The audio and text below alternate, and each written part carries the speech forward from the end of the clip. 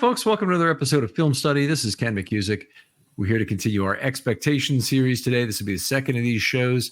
If you missed the one with Salah and Kyle Hamilton, please go back and check on that. But today we're going to talk about Jalyn Armour-Davis and Rashod Bateman. Look ahead to their coming seasons, and here to do that with me is Slava Cooperstein. Slava, how you doing? Doing great, Ken. How about yourself? No complaints here. Great to have you on as always. My co-host on the One Last Thing podcast during the regular season. We're looking forward to doing that again, right, Slava? Absolutely. All right. A lot of fun. And I find Slava to be a very funny guy, oftentimes a little bit dry, but you'll detect that, no doubt, in some of the things he says today. But let's start talking about Jalyn Armour-Davis, who is now entering year 3 at cornerback and has a whopping 78 career snaps, 28 of those coming last year. Yeah, you have to, I think, look at last year's season, I think, ultimately as a disappointment, just because you want to look at you want to see the guy get on the field, right? You want to see him starting to show that promise that that you saw with him coming out of college, with his size and his speed, is just his measurables, right? He just looks like a prototypical corner. So I think objectively his last season was a disappointment, but I think it did show an upward trajectory, certainly from what we'd seen before. I think he had a little more luck in the health department, and had some games where he unexpectedly played in some high leverage moments and acquitted himself nicely. But again, not a ton of snaps, but had some decent games. I think later in the season against the Bengals, he didn't do too bad, and made some stops on some key downs. So hopefully the arrow is pointing upward for him. I'd really love to think that were true. And he played intermittently during the season, and 5 games. He got into 8 games total, 3 games on defense, 5 games just on special teams. So, not what you would hope for. I think the other thing that we have to look at is just how barren the Ravens cornerback room was at the start of last season, with Humphrey out, not knowing who Brandon Stevens was at that point. And Stevens obviously had to be moved from safety to outside corner, which is not a indictment. It's not a endorsement of Jalyn Armour-Davis that had to happen. I mean, Armour-Davis was down a little bit further on the depth chart. He got completely played over by players like Ronald Darby, Rock Yassin, who got limited playing time but got it ahead of Davis, and also Stevens, who took that starting right corner role. So, yeah, I'm obviously frustrated with what's happened in these seasons with Davis so far. From that perspective, can you paint that in a positive light for us? Well, it's hard to do that, because I think that you're right. I mean, I think the conditions, if ever there were conditions for Jalyn Armour-Davis to have taken advantage of and inserted himself into the conversation, it would have been last season for all the reasons that you said. And, I think things have probably gotten worse for him, given that the Ravens doubled down on the cornerback position in the draft. What I can say is that this still provides him with an opportunity, right? Because, after Marlon Humphrey and after Brandon Stevens, the next, the third outside corner, I think, is a big open question. I think the negative is that they drafted 2 corners, especially one in the first round with Nate Wiggins. Yeah. So he's 100% making the team, right? But whether he's ready to go day one, Jalyn Armour-Davis should have an advantage over sort of an untested rookie, even a first round rookie. And so, here's another opportunity for him to make his mark and make game day activation decisions difficult for the Ravens.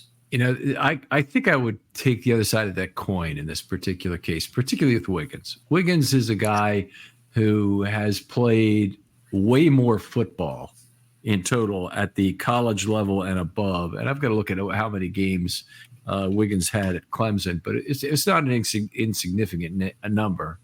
And let's see if I can find him. But anyway, I'll look for that. I'll look for that right now as we're talking. And Armour-Davis still didn't play very much at Alabama. He came to the Ravens. He hasn't played very much on defense here at all. Sure. So I'm really trying to find a reason why his experience should matter. He last camp, people were gushing over him. He really did not have a good preseason. In fact, he's just played one preseason game in 2 years with the Ravens, which is another real negative thing, that he can't stay on the field for that. You're going to limit your chances to have an impact on the roster when that happens. But Nate Wiggins, first of all, he's elite level guy. He's a top 15 guy in the entire draft, who the Ravens happen to get at number 30. There's no way in hell he's not ahead of Jalyn Armour-Davis on the roster. In fact, I think there's no way in hell he doesn't start. But that means somebody, whether it's Humphrey or Stevens, needs to either change position or take a platoon role, and possibly both of them. But we'll see how that rolls out. Armour-Davis, I honestly am having a hard time seeing how he gets a lot of playing time this year, and I think kind of the best situation for him probably is he's the 4th or 5th corner, whether he's ahead of TJ Tampa or not. Yeah, I think the realistic, I mean, when we look at, what's a good season or a great season for these guys, the way that I like to think of it is like, what's a realistic good season? What's a realistic great season? So if you want to get into what would be a good season for Jalyn Armour-Davis, he plays well enough to earn spot duty at outside corner. And when I say spot duty, I mean like you said, like fourth outside corner. So really just, a handful of snaps a game, but important snaps, meaningful snaps, fending off probably TJ Tampa, and while making key contributions regularly on special teams. And, in that manner, he sort of earns game day activations with some regularity. I would say that would be a good season for him. Okay. That's I don't think that's unfair. I've probably set the bar a little lower for him, and maybe I should be setting it higher. But here's what I'd say: turns a corner in terms of development in camp, earns a roster spot. Okay, so that's the first thing, and he's not guaranteed that, by the way. Yeah. I think we have to admit that if somebody else came in and played well, they've got 4 outside corners who are clearly going to make the team ahead of him. So if there were one more, then Armour-Davis is the kind of guy who could be headed for the practice squad or could be a trade candidate. Either one of those possibilities. But let's say he does earn a roster spot in a good season. That's a 60th percentile outcome for me. He's active on special teams. He plays some snaps as a team's number 4 or number 5 outside corner. I'm not going to put any kind of a number on that. I think it's some snaps. I think honestly his I don't look at him as an Anthony Averett type number 4 corner where you're really looking to develop him as a rookie, and he gets 65 snaps as a rookie and 200 in his second year, that kind of thing. I don't think he's on that sort of trajectory anymore. I think at this point, any play he gets is probably going to be a function of injury and a bad thing for the Ravens. And I don't being available, being that number 4, number 5 guy, hopefully the Ravens never turn to him. Maybe he's this year's Rock Yassin in a way, a guy who becomes just a forgotten man. I think that would actually be the good outcome for the Ravens, even though it would not be certainly a good outcome for Jalyn Armour-Davis. Yeah, I've got no issue with that. I think that makes sense. I do think that his play on special teams probably, certainly helps him get his game day activations. And, if he's just not a liability as like a rarely used outside corner, I think that is that's a good season for him. All right. Well, line us up then. You've got us for a great season. What's a great season from your perspective? Yeah, a great season, I think, is really a realistic great season for him is only slightly better, I think, in that he becomes a regular part of the rotation at outside corner, still probably number 4. I don't really see him a realistic way that he becomes number 3 outside of injury, earning an activation on most or all game days. And and really, I think the difference between the good season and the great season is that the Ravens are comfortable enough to give him just more snaps per game where he's meaningfully relieving one of the outside corners. I think Mike McDonald was like to make use of rotation on at least one of the sides. So we'll see how Zach Orr will address that. But particularly when with Marlon Humphrey being, having been in the league a long time, having a lot of tread on the tire, and having gone through some injuries, some soft tissue stuff in recent years, they'll definitely want to rotate him a decent amount. And so, Jalyn Armour-Davis being able to take advantage of that to be a little bit more of a featured, not a featured role, but a spot role on the team. I think that's a great season for him. All right. I want to come back to the Humphrey thing in a moment, but I'll just read you what I've got. I hope that his play in the preseason demands not only a roster spot but that he plays well enough that he beats out one of the top 4 guys ahead of him.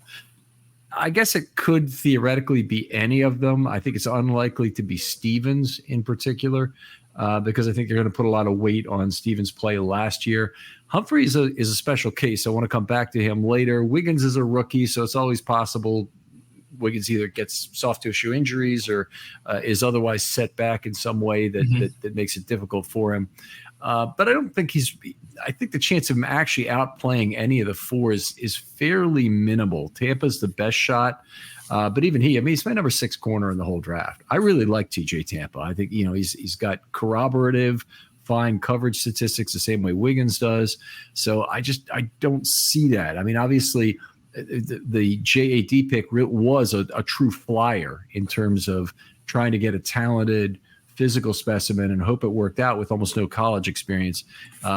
It's still got a ways to go. Still does not really find the guy in coverage, is not able to look back for the football. The reason being that he can't really maintain his contact with the receiver well by keeping one soft hand on him. It's not anything that draws a foul, but just being able to feel for the receiver, to understand where he is so he can take that look back for the football. Not something JAD's ever mastered. He's got speed. There's no doubt about that. He can be sticky under those circumstances, but if you can be sticky and not find the football, you put yourself in that huge disadvantage where 2 of the 3 things can go wrong for you. Pass interference, call, and the completion. And the receivers are always good at finding the football. That's their job. So, in order to be a guy who's effective at corner in the NFL right now, I think you really have to have that soft hand on the receiver and be able to turn for that football and find a way to find the football. So that's the thing that he'll have to get better at in order to really have a great season. And we'll probably see in camp if he's brought any of those skills from maybe some off-season work with a cornerback guru of some sort, and we'll see. But to me, if he has a great season, he'll be on the field for a meaningful trial of snaps, and I think you use similar words. 150 plus snaps would be a mark I'd use, and he'd play well enough that his 2025 roster spot is solidified, and that'll be a 4th-year spot. So that's no guarantee on that. I mean, he's a prime cut or trade candidate as a 4th-year player as the sand runs out of the hourglass very quickly. I honestly think he's kind of in that position right now. Yeah, I think a great way to put it would be that he makes the Ravens really think about his roster spot. Really consider, because you're right. I mean, his years in the league will be working against him. But if he offers enough this season that the Ravens are like, you know what, we're a better team with this guy, even at year 4 than without him. I think that is firmly what I would say is in the great category. Right. Let's go back to Humphrey for a second, because this came up on the first show talking about Hamilton. But the Ravens' depth at outside corner now is fairly impressive. And, part of this will depend on what TJ Tampa does, whether he looks like he's a guy who's ready to go right away in the NFL. But, the Ravens have a difficulty at safety right now in terms of trying to find how Hamilton can stay on the field with the ultimate flexibility to stay at slot corner on as many downs as possible. As many downs the Ravens would like him to be there. Free safety, he's not really the guy the Ravens want there, which means the Ravens don't have a backup free safety right now, by the way. Marcus Williams is the only guy. Marcus Williams has been hurt a lot. So, that right there should be concerning. The Ravens haven't found that backup. I don't think a guy like Jamal Adams or another box safety who's a good pass rusher or any of these things is the answer for that. I think they need a true split field guy. I'm wondering if Humphrey might not be the guy at this point in his career. And he has, been a press cover guy, but he's also been a great slot corner. So you could push him out. You could push Hamilton out of the slot by moving Humphrey there, which I think would minimize Hamilton in a way. And I think Hamilton actually brings you more in terms of his physicality, even though physicality from Humphrey is very impressive. To have, it might be to the Ravens' benefit to have Humphrey try and move to safety now, or at least start to learn the position for perhaps 2025, if that's his eventual landing spot. It does, I think, make sense for having Hamilton there, and you could honestly change it so that Hamilton is your slot. That Humphrey is your slot guy on obvious passing downs, or maybe he moves back to outside corner on those, and he's a split field safety on other downs. Yeah, I mean, I think one of the best things about Marlon Humphrey is his versatility. I think he does. He really, it's not a master. It's not a jack of all trades, master of none situation. He is excellent when healthy, both in the slot and on the outside. And so I have no doubt that he would take to learning the safety position really well. But again, for the Ravens to be comfortable with him, I mean, I need to see like Nate Wiggins sort of come on immediately. I would need to, the outside corner position is just so important in today's NFL that, I would really, really want to see great play very quickly from all those guys on the outside. That being said, I mean, I do think that the way that you kind of address, possible injuries to the safety position, I think right now is probably moving Marlon to the slot and moving Hamilton, back to the safety position. That's not the optimal role. I mean, you do want to, I think Hamilton's probably the best slot corner in the NFL, honestly. I mean, he's just such a splash playmaker. Mm-hmm. But I think the Ravens hopefully will be able to get a veteran guy that has those split field qualities sometime later on towards the beginning of the preseason. They've really been pretty good at doing that, and so hopefully that'll be the way that gets taken care of. All right. Fair enough. And I promise, folks, I'm not going to talk about moving Humphrey to safety on every one of these shows. It just happened to come up on the first two because we've got cornerbacks involved in both of these. But let's go ahead and talk about Rashod Bateman a little bit. And his 2023 season, I think you'd have to say by almost any standpoint, it was a disappointment. And I go through the statistics really quickly because I don't want to harp on this too much, but 1.09 yards per route run, not what you need. 2.0 yak per reception, 6.7 yards per target, 61.7 passer rating throwing to him, and an 11.1% drop rate.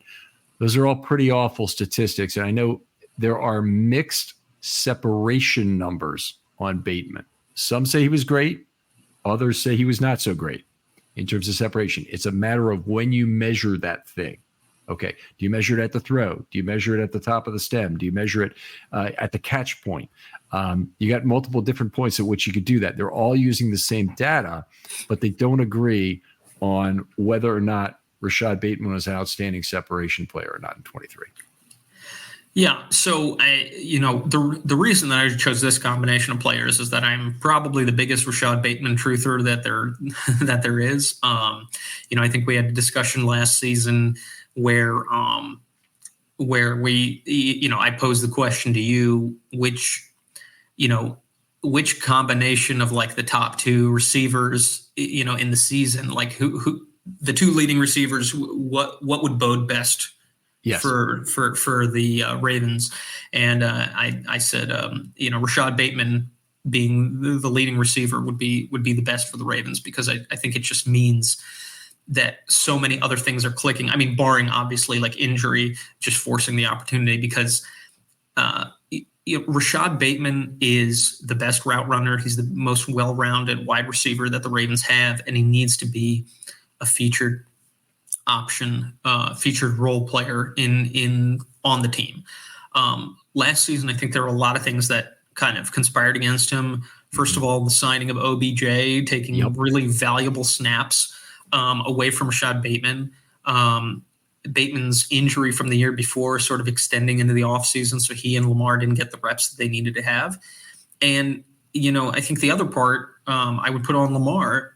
Lamar is really, I mean, when it comes to who he throws to, he's really like very much like a vibes kind of guy.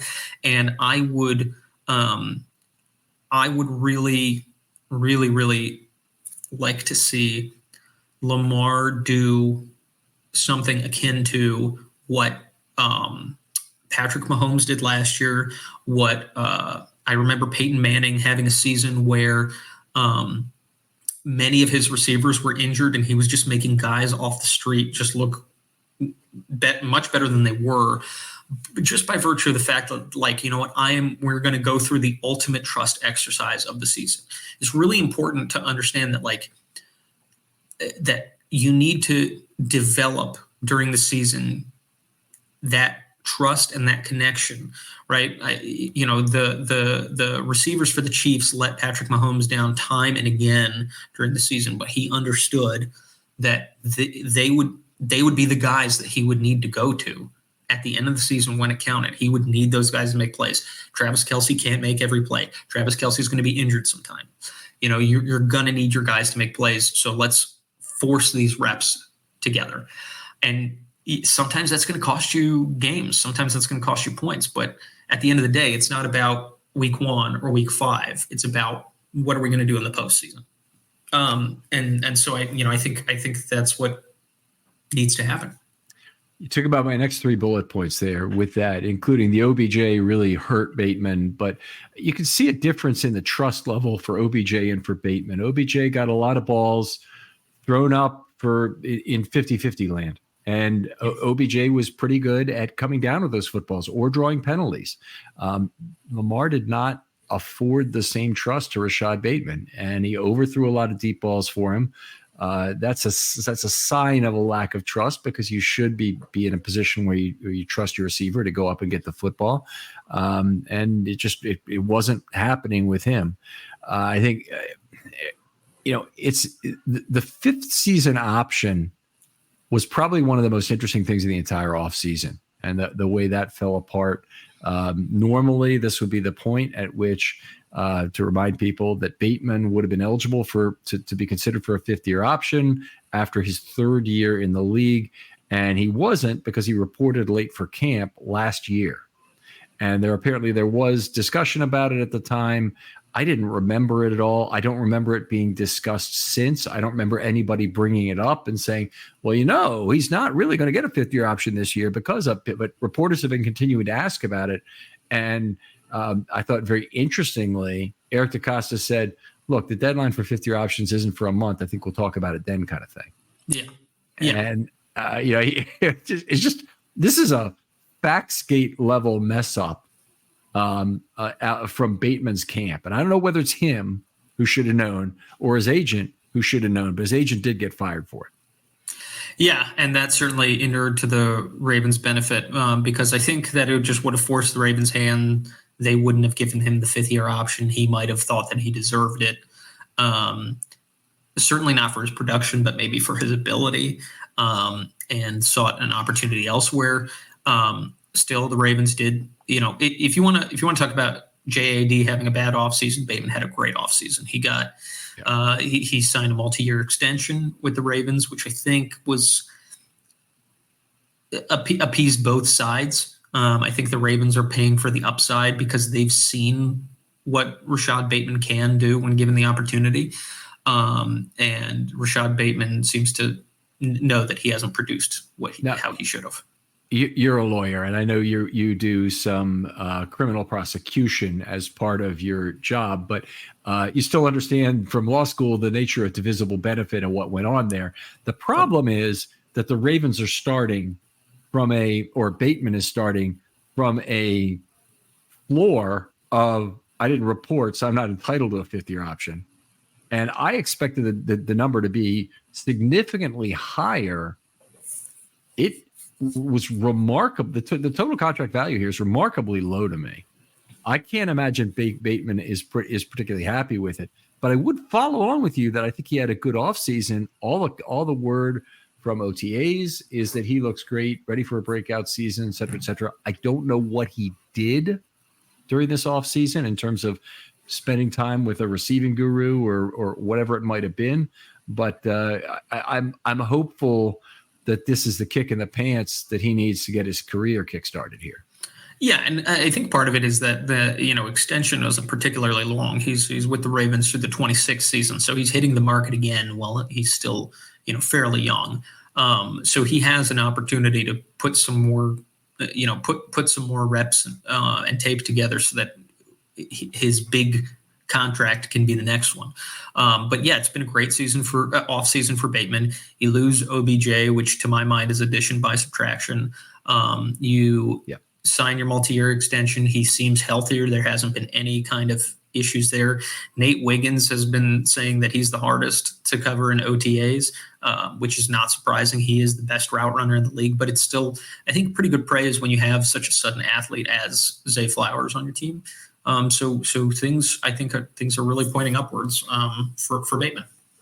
Yeah, he is the Ravens' only true X receiver and certainly their best route runner. I mean, he needs to be that if he's going to get that X role. That separation needs to be maintained or improved from where it's been, because a huge amount of the offense's space is on that weak side of the field where he gets it. And the Ravens have other options. I mean, I expect that Devontae Walker is going to get some significant time over there. And Devontae Walker may have a much simpler route tree of hitch and go. He hasn't even been very good at hitch routes in college. The comebacks that he's done. He's not a natural Derek Mason type receiver in that regard. But I do expect that he's going to get some chances there and some chances on the field just in general to run some deep routes, because that's what he does very well. Yeah, I mean, I think that the opportunity is wide open for Bateman, because I think his skill set is just differentiates itself from the Ravens' other receiving options, and I'm really hoping that he becomes the volume guy. Just the chain mover, like Zay and Andrews are players who can make splash plays at any given moment and can, be really impactful at like these critical junctures. But down to down, I mean, if Bateman's that guy, that's just, moving the chains, keeping the drives going, just being that reliable receiving threat, I think that's going to be the best version of the Ravens offense. Yeah. Well, I would agree with that. Let me ask you one more question about Bateman's 3-year deal here. Try and put yourself for a moment in Rashod Bateman's shoes. Does he look at this as a mistake that cost him 1 year towards free agency and obviously some significant money towards free agency as well? Or do you think he thinks of it as costing him 2? Because if the Ravens weren't going to give him a deal after this year, he'd be a free agent after 2024, not after 2026. And even though there's some money involved in this, the contract has some additional dollars to it. It's not that exciting that it would be, more in total than a 5th-year option plus his first-year money in 2024 would have been. Yeah, I think if I'm Bateman, the realistic comparison I'm looking at is comparing it to getting onto the open market in after this season, after his fourth season, because I don't think that, if he's being honest with himself, I think he would say, look, my production, like whether it's, whoever you want to blame or whatever circumstances you want to blame, that's kind of immaterial. The point is, he hasn't produced to the level that you would pick up his fifth-year option, particularly at the receiver position, which is just extremely expensive. So I think that realistically you're saying, okay, instead of getting out onto the open market or being in a negotiating position with the Ravens at the end of 2024, now I'm tied to them. Yeah, I'm tied to them through 2026. So I would say, yeah, 2 years. Okay. That's where I am as well. And that's why, as much as there is divisible benefit in this deal, as much as the Ravens, have been fairly frustrated with his play, meaning not unfairly, fairly frustrated with his play over the last year. It's a big hit to Bateman's total time in the NFL. I mean, it just is. It's an enormous hit, and honestly, maybe that's appropriate because the story is different. 2022 versus 23 for Bateman. In 2022, injuries held him back, and obviously in his rookie year that was the case as well. But he had a really good year on a per snap basis at 10.2 yards per target. He didn't repeat any of that in 2023. As much as people want to point to separation metrics, it did not result in on-field value. Okay, so I can believe it. I can believe PFF says he was open by as many yards as we saw any receiver open by. Fine, it didn't result in production is the problem. Yeah, I think the most concerning and perplexing thing is that the chemistry that we saw at the beginning of 2022, which was just unreal. I mean, they had a mind meld, in those 2 games that he played.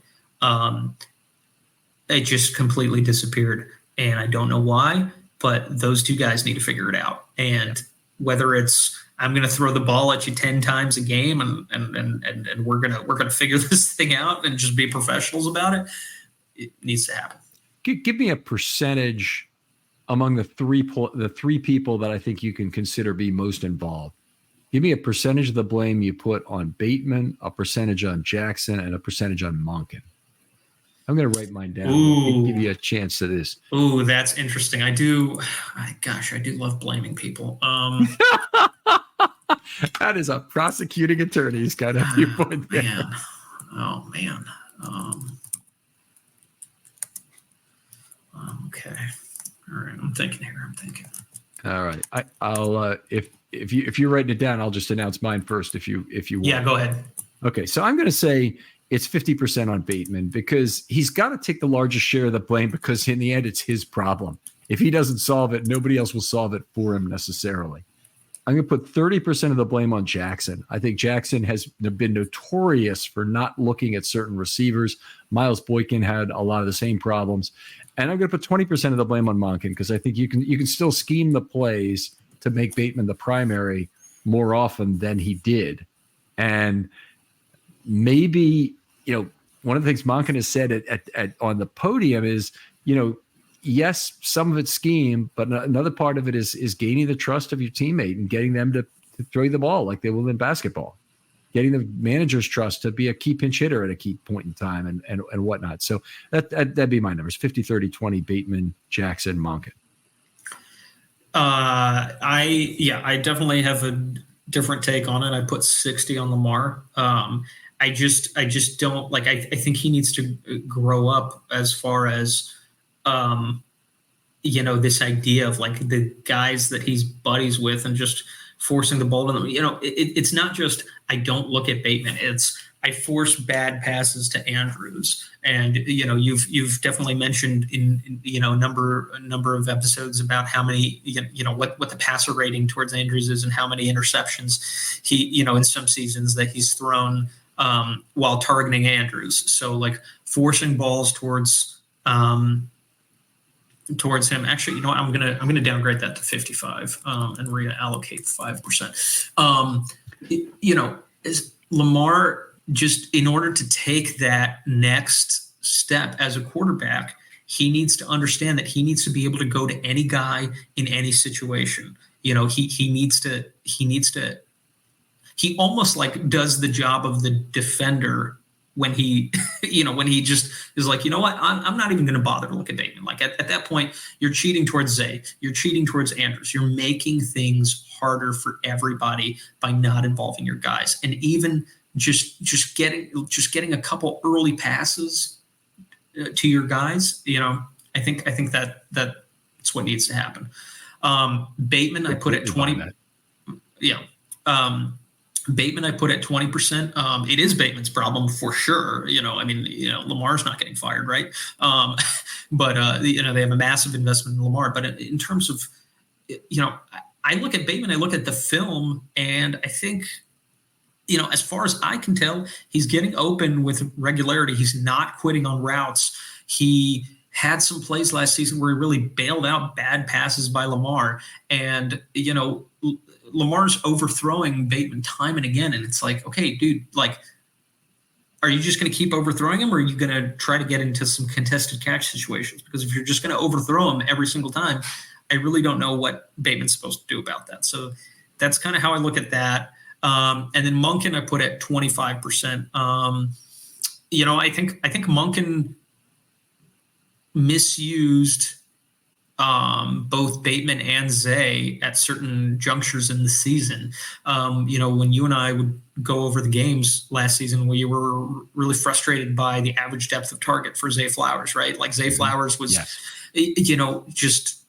this behind the line of scrimmage crap, or these short routes. Like later on in the season, when Zay Flowers sort of became more of a deep threat, I think that was a better use of his abilities, at least intermediate to deep. And Bateman, I think, would be really useful in the kind of intermediate area more so than Zay would have been.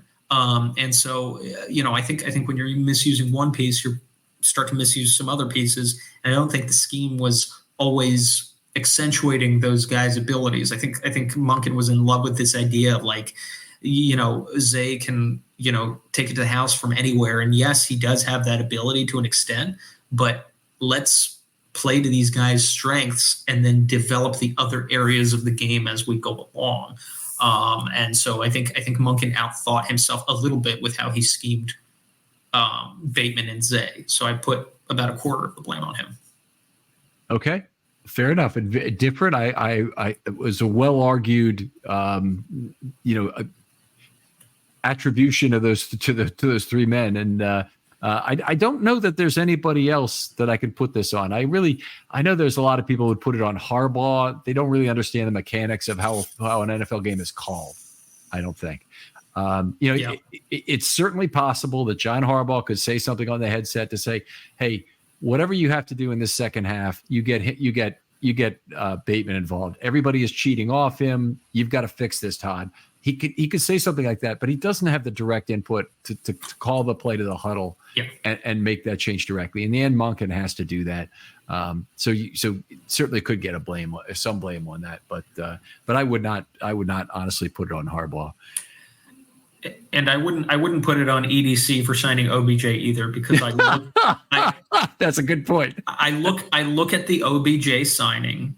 I really do look at the OBJ signing as it's something that had to be done to appease Lamar. So I put that additional blame on Lamar, and then that additional blame on Monken for saying like, look, or even like, yeah, me on Monken, because OBJ didn't earn the snap share that he was getting, in my opinion.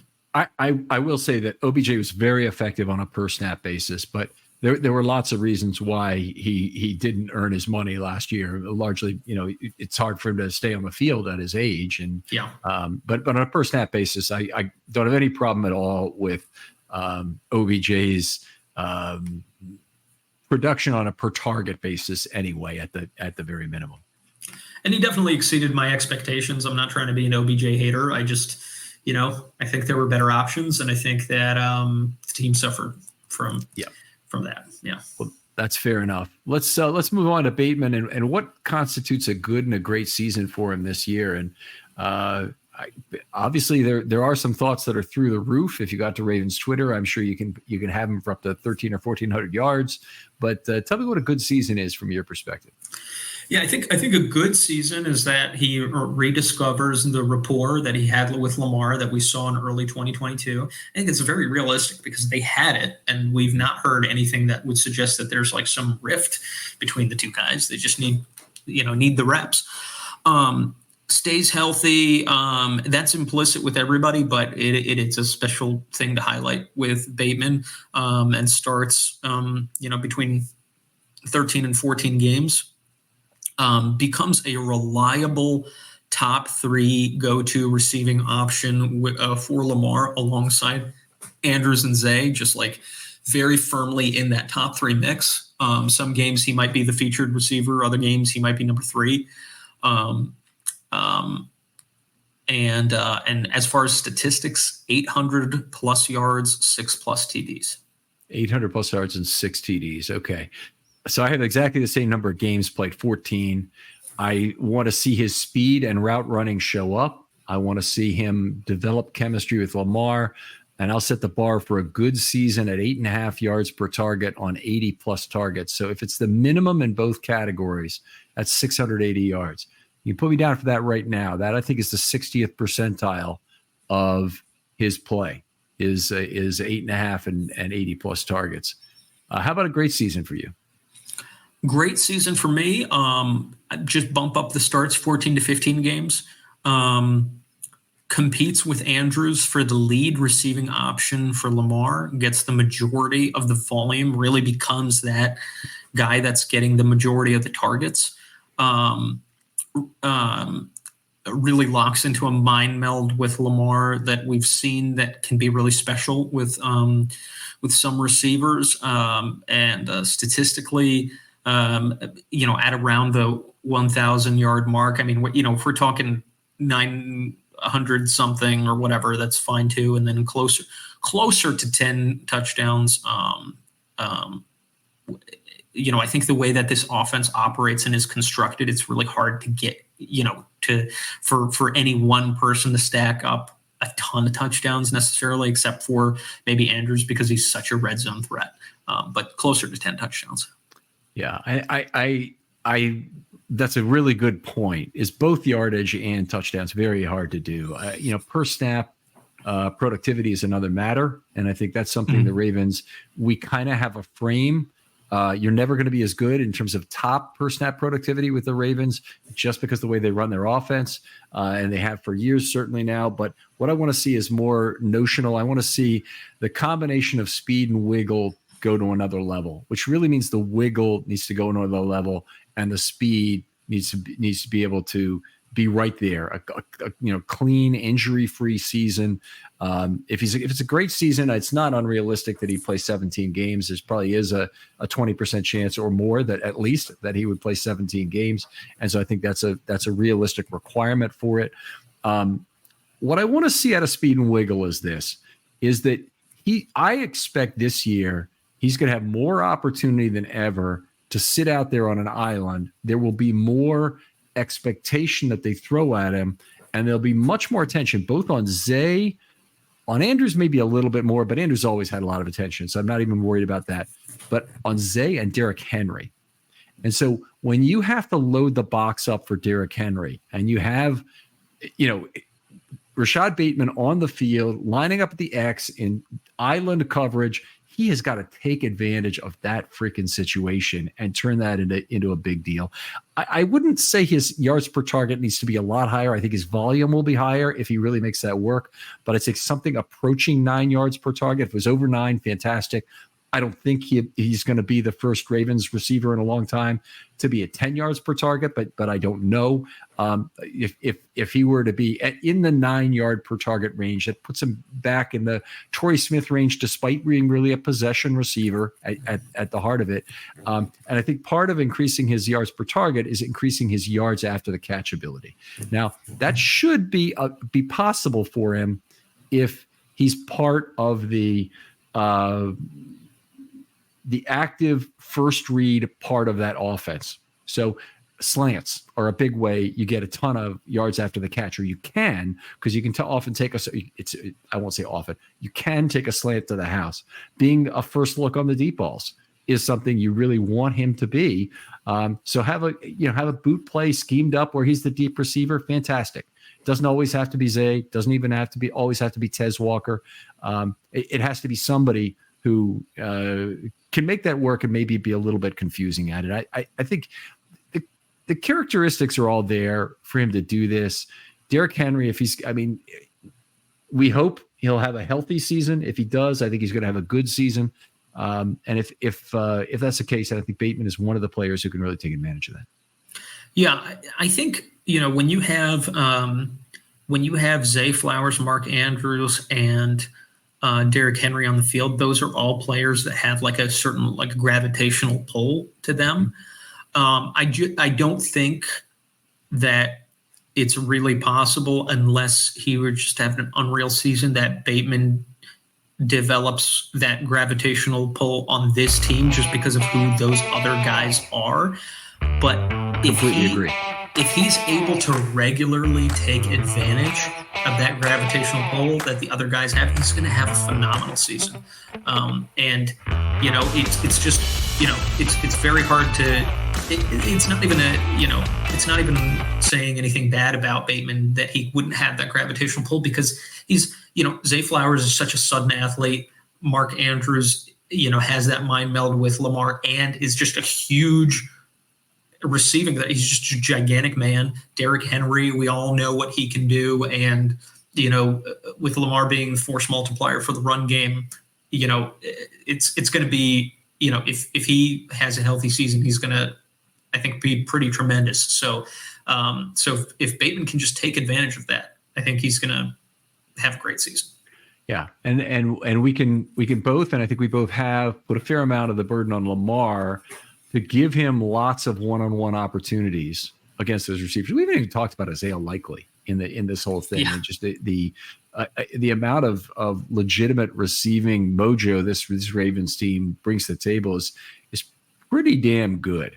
I mean, it's Nelson Aguilar. We haven't talked about him and some of the really positive things he can do, even if he's just assisting, on a route like he did against the Rams last year to get Zay free. Anyway, great possibilities. Give me any final thoughts on Rashod Bateman? Are you as optimistic about his 2024 season as I'm seeming to gather? Yeah, I am. I just really think OBJ is really addition by subtraction. Just not numerically fewer mouths to feed, right? Because OBJ's spot has been replaced, but in terms of who's going to be commanding targets, there's fewer targets being commanded by different guys that were like slotted ahead of Bateman. So I think things really line up in terms of the skill types that are available, where Bateman fits into all of that, who he has around him, and also just having a bona fide star in the backfield too. That doesn't hurt either. Somebody who's going to be commanding a lot of attention in Derrick Henry. I think things are, he should have every opportunity to make a huge impact this season. All right. Well, Slava, always a pleasure to talk football with you, and I'll look forward to doing that more in the upcoming season. But tell folks where they can talk football with you online. On Twitter at Slava Cooperstein. That's SLAVAKUPERSTEIN. All right, outstanding. Other folks out there still looking for people to do two different shows. A recollection series still wide open. If you'd like to take a player you'd like to talk about from the Ravens past, I always want to keep doing that for the rest of the season. Hopefully have some additional people with some of the older Ravens that they're interested in. And again, we're not looking for the Mount Rushmore Ravens. Nobody who's really in the Ring of Honor right now are we looking to talk about. So somebody had asked me about Jamal Lewis the other day. I had to say no on that. I'm looking for players who are a step down from that at least. And Slava in particular took Laquan Williams, which is about as many steps down as you get. So that's all the way at the bottom of the basement steps. So it was an interesting one and a lot of fun. But anybody you have a good memory of it, it could be any of those for any reason, personal, or you met him at training camp or anything like that. We'll say also doing the expectation series here today with Slava. There are still a few slots open. They are, I pick the pairings, you pick from among those pairings. So if you have a really strong feeling you want to do one of those, hit me up in the next day or two before they're all gone. And appreciate your contributions to this. Slava, thanks again for coming on. Thanks for having me, Ken. And we'll talk to you next time on Film Study.